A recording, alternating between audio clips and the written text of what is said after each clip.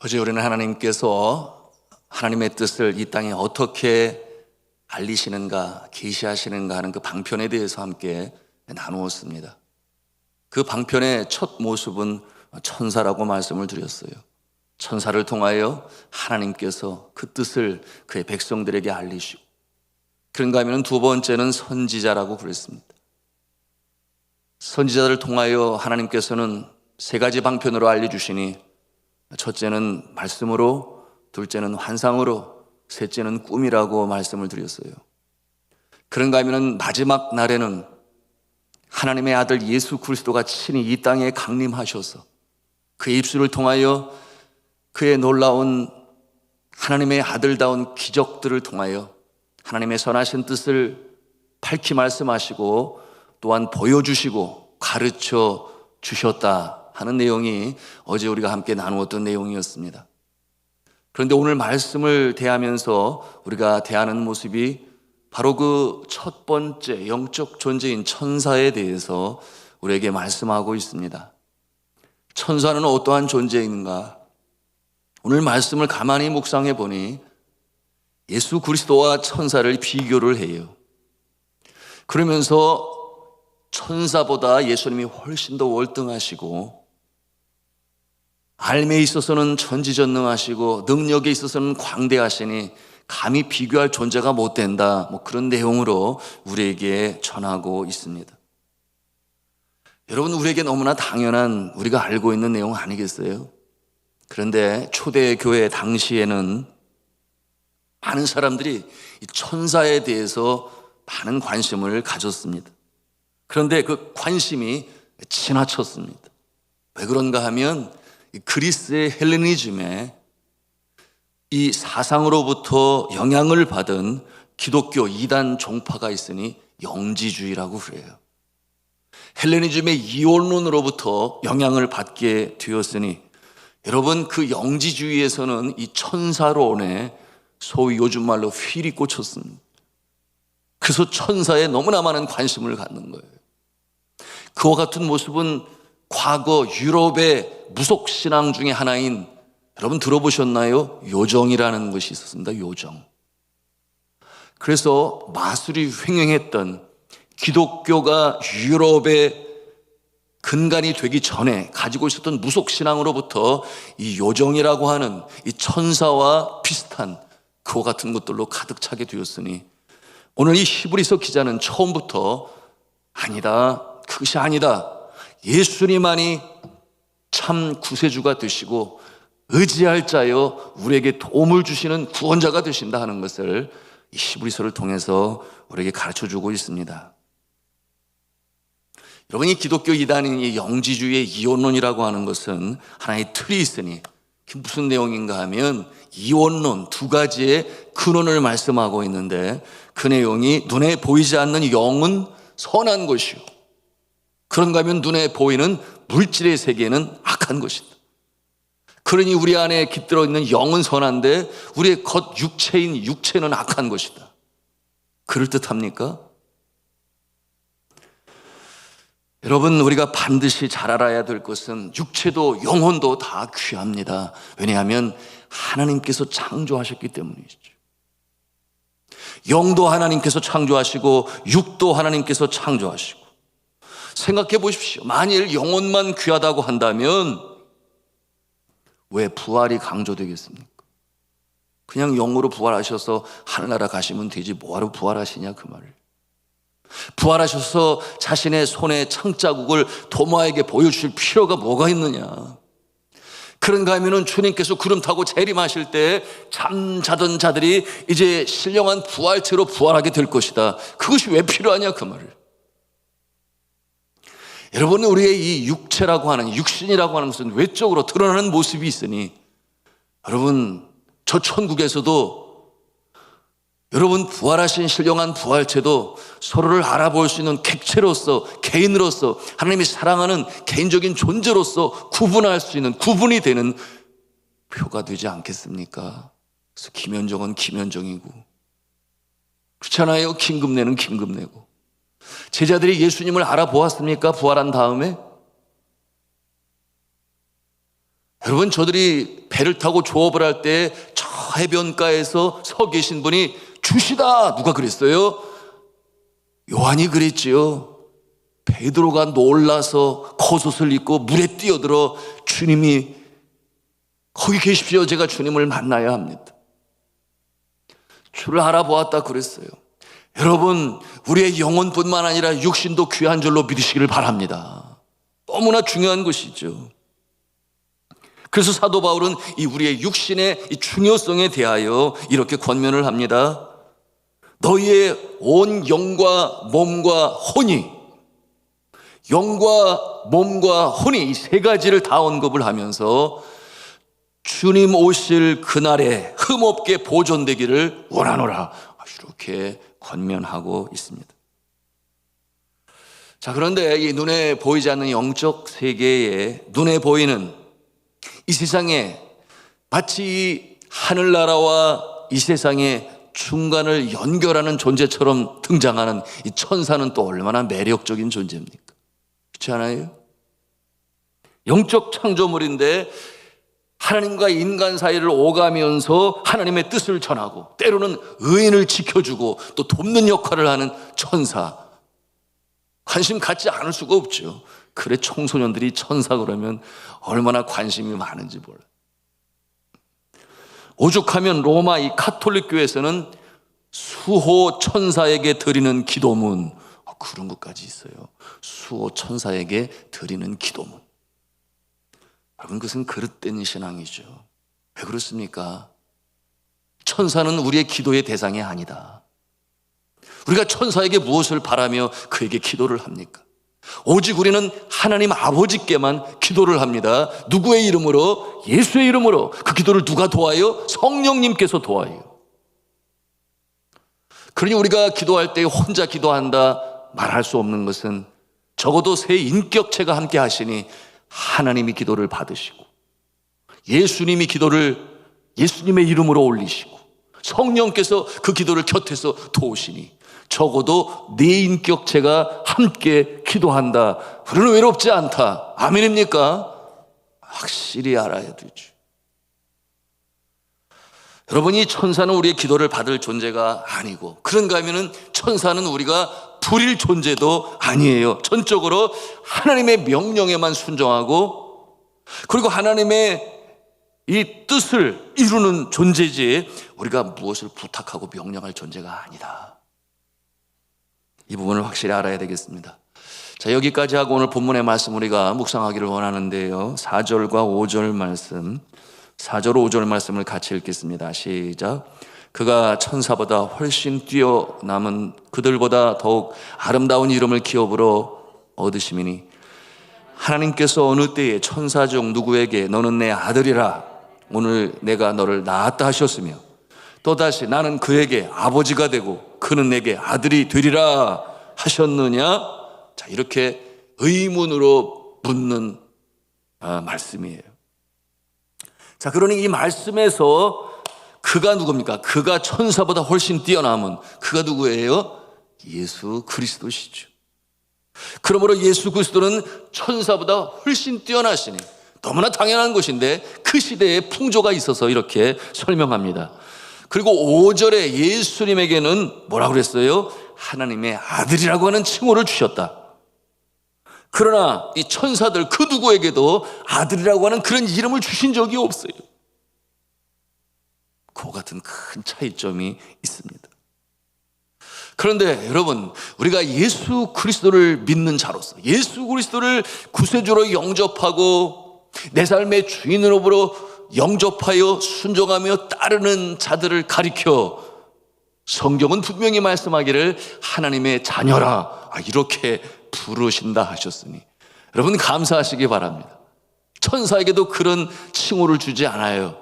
하나님의 자녀, 예수님을 믿는 자들에게.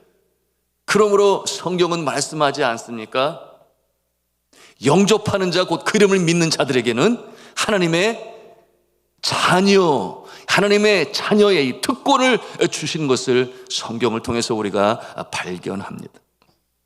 요한복음 1장 12절에 있는 말씀이죠. 하나님의 자녀가 되는 권세를 주셨다. 이어 말씀하시기를 이는 혈통으로나 육정으로나 사람의 뜻으로 나지 아니하고 오직 하나님께로서 난 자들이니라. 그렇게 말씀합니다. 여러분, 혈통으로나 무슨 말이에요?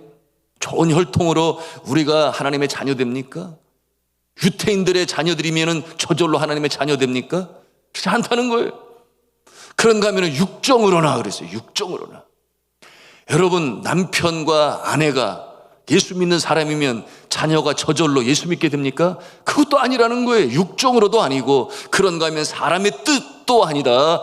여러분, 마치 면죄부를 팔면서 그러면 천국에 간다 하는 그처럼 권세를 가지고 돈을 가지고 사람의 뜻으로 누가 예수 믿게 되는 것입니까? 아니, 오직 하나님으로부터, 다시 말하면 하나님께서 선택하신 자들만이 하나님의 자녀가 되는 줄로 믿으시길 바랍니다. 너무나 감사하지 않아요? 우리가 하나님의 자녀가 되었다는 것이, 수많은 사람 중에 우리를 하나님의 자녀로 삼으셨다고 하는 것이 너무나 감사한 것이죠. 자, 이 모습이 다른 거예요. 자, 6절 말씀을 또 읽겠습니다. 6절입니다. 시작. 또 그가 마다들을 이끌어 세상에 다시 들어오게 하실 때에 하나님의 모든 천사들은 그에게 경배할지어다 말씀하시며. 아멘. 여러분, 마다들이 누구예요? 예수 그리스도시죠. 이 땅에 악이 예수로 강림하시고 사역 감당하실 때에 하나님의 모든 천사들은 예수 그리스도에게 경배할지어다. 오늘 이렇게 말씀하고 있어요. 모든 천사들은 마다들 대신 예수 그리스도에게 경배할지어다. 이 모습이 예수님과 천사들의 아주 다른 차이점임을 보여주고 있습니다. 여러분, 이 천사들은 예수님을 경배하고 예수님의 사역을 돕습니다. 그 예를 우리가 볼 수 있어요. 예수님께서 공생애를 시작하시기 전에 성령의 인도하심을 따라 광야에서 40일 동안 금식하시며 기도하시며 사역을 준비하실 때에 사단의 시험을 받습니다. 3가지 시험, 여러분 아시잖아요. 돌덩이가 떡덩이가 되게 하라. 그런가 하면 성전 꼭대기로 인도하여 성전 꼭대기에서 뛰어내리라. 영적인 교만의 초대였죠. 영적으로 교만하면 참 사탄의 시험 속에 떨어지는 것이죠. 죄종들이 정말 주의해야 될 부분이. 그런가 하면 3번째 어떤 시험이었습니까? 온 천하 만국의 영광을 보여주며 내게 절하라. 그러면 다 너에게 주겠다. 이와 같은 이 권력의 시험으로 예수님을 시험할 때 예수님께서 물러가라. 아주 단언지하에 하나님의 말씀으로 물리치실 때에 그 상황에 대해서 성경이 기록하고 있으니, 여러분, 그때에 마태복음 4장 11절이 이렇게 기록하고 있어요. 이에 마귀는 예수를 떠나고 천사들이 나와서 수종드니라. 이렇게 기록했어요. 천사들이 나와서 예수님께 수종드니라. 이처럼 천사들이 예수님을 깍듯이 모십니다.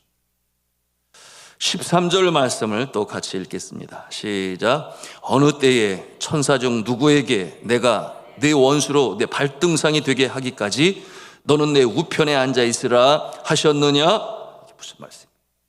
우편에 앉게 하시지 아니하셨다. 우편에는 누가 앉아 계십니까? 예수 그리스도만이 그 자리에 앉을 수 있으니 온 세상 권세 하나님께서 예수님께 주셨으니 하나님의 우편에 앉으실 분은 예수님 밖에, 그 외에 그 누구도 앉을 수가 없다. 오늘 말씀 보니까 발등상이라는 단어가 나와요. 발등상. 이게 뭐겠습니까? 의자에 앉으면 발을 올려놓는 발판을 발등상이라고 그래요. 발등상으로 만드셨다. 누구를? 이 사탄의 권세를. 그런 뜻이죠. 주님 오시는 날에 사탄은 완전히 패배하여 이처럼 예수 그리스도 앞에 끌려와서 결박당한 채 죄인으로 무릎을 꿇고 항복하고 심판을 받아서 저 불구덩이에 떨어져 갇힘 당하게 될 것입니다. 그와 같은 모습을 이렇게 말씀으로 주시는데요.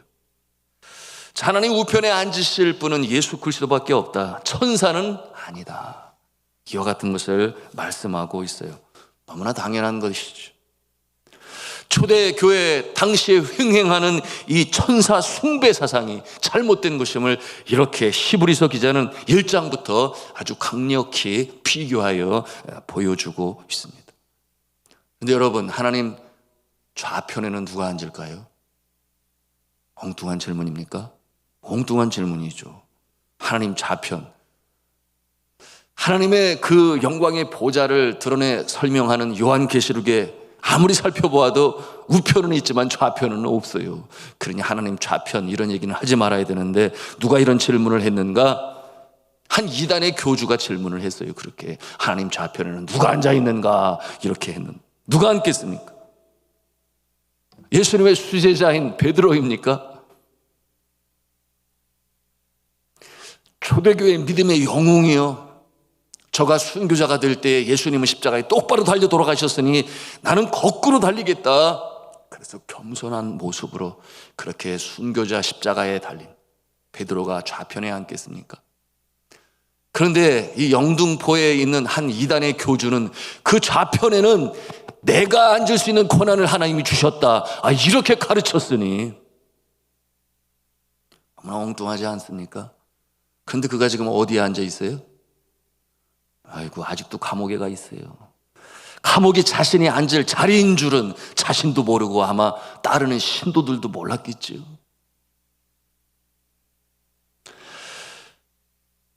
성도 여러분, 오늘날 이 천사들은 어디에 있을까요? 여전히 하나님의 전령의 역할을 감당하고 있을까요? 14절 말씀을 같이 또 읽도록 하겠습니다. 시작. 모든 천사들은 섬기는 영으로서 구원받을 상속자들을 위하여 섬기라고 보내심이 아니냐. 아멘. 천사들은 섬김의 영이라 그랬어요. 그리고 이 천사들은 구원받을 자들을 섬기며 돕는 그와 같은 역할을 감당하니, 여러분, 이 천사들은 바로 이처럼 하나님의 백성들을 하나님의 명을 받아서 돕는 역할을 감당합니다. 그런데 분명히 알아야 할 것은 앞에서도 말씀을 드렸는데 하나님의 명령을 따르는 존재예요. 하나님이 도우라고 명령하실 때만 돕습니다. 행여나 나의 수호천사, 내가 명령할 수 있어, 나의 수호천사여 어서 와서 나를 도와줘, 이 청소년들이 그렇게 하거든요. 그건 잘못된 거예요. 그건 아닌 거예요. 대신 우리 곁에 도우시는 분이 계시니 여러분, 성령이신 줄로 믿으시기를 바랍니다. 예수님께서 천국으로 승천하시기 전에 제자들에게 약속하셨지요. 내가 아버지께 구하겠으니 그가 또 다른 보혜사를 너에게 주사 영원토록 너희와 함께 있게 하리니 그는 진리의 영이라.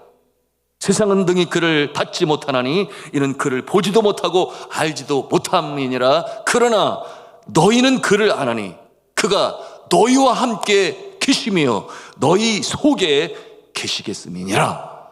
믿으시면 아멘 하시기 바랍니다. 요한복음 14장 16절 17절의 말씀이에요. 여러분, 이 성령께서 우리 안에 계십니다.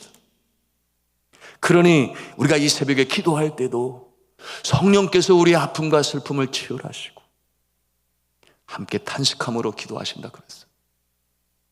그리고 이 성령께서는 하나님께서 우리의 기도를 듣고 응답하실 수 있도록 우리의 기도의 방향을 잡아주십니다. 기도할 때 우리의 방향을 잡아가요. 성령께서 도우시는 거예요. 처음에 우리가 정욕으로 구할 수 있어요. 하나님께서 원치 않은 기도를 할 수도 있어요. 그러면 아무리 새벽 제단을 쌓아도 응답의 역사가 나타나지 아니하니 하나님이 기뻐하시는 기도 제목이 아닌데 선하신 곳으로 주시기를 원하시는 엉뚱한 것으로, 그럴 때 우리를 도우시는 분이 성령님이시니 이렇게 기도할 수 있도록, 그래서 여러분, 기도의 방향이 바뀌어져 있는 모습을 발견해요. 하나님이 응답하시죠. 이 성령께서는 우리 곁에 계시니 여러분, 우리가 진리를 깨닫고 다른 길로 실족하지 않도록 진리를 알게 하시는 말씀을 들을 때에, 말씀을 묵상할 때에 성령께서 우리를 도우시니 여러분, 우리는 성령을 의지할 수 있습니다. 그러나 천사는 의지할 수 없어요. 우리가 이것을 분명히 깨달아 알아야 하겠습니다. 그래서 성령의 인도하심을 간절히 사모하며 어떤 일이 벌어집니까? 우리의 심령 가운데 성령 충만의 역사가 나타나게 되니 우리의 심령이 청결해집니다. 깨끗해집니다. 성령으로 말미암아. 그러므로 심령이 청결한 자는 복이 있나니 뭐라 그랬어요? 저가 하나님을 볼 것이며 저가 하나님을 볼 것이며 지혜를 얻는다 그 말이에요. 하나님의 인도하심을 분별할 수 있는 영적 안목, 영안이 열린다 그 말입니다.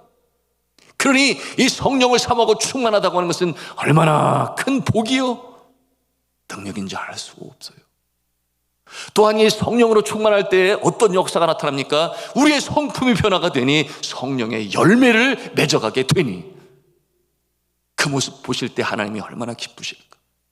성령의 열매로 성품이 변화되게 되니 세상 사람도 감히 범접할 수 없는 거룩한 존재가 되고 그 권세를 가지고 세상에 감당할 수 없는 존재예요. 승리로운 복 있는 자의 삶으로 살게 되는 것입니다. 말씀을 맺습니다. 천사는 우리를 돕지만 하나님의 명령을 따르는 존재예요. 우리가 의지하며 명령할 수 없는 존재나 그러나 성령은 우리 안에 계시고 우리 속에 계시고 우리를 인도하시니 우리가 의지할 존재예요. 지금도 진리의 영으로 우리 곁에 계시니 성령 충만함을 받으시기를 주님의 이름으로 축원합니다.